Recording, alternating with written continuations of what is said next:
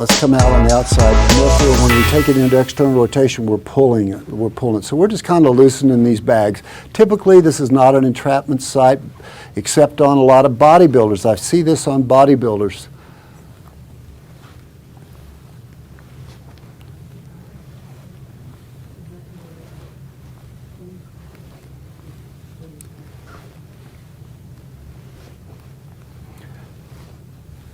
You got the idea there.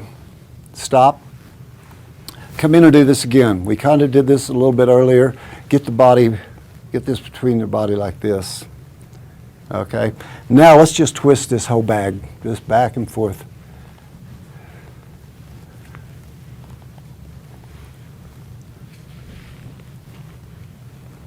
You can also decompress. Notice how I lean back. I start a lot of my shoulder mobilization routines like this, just to make sure there's nothing twisted up in the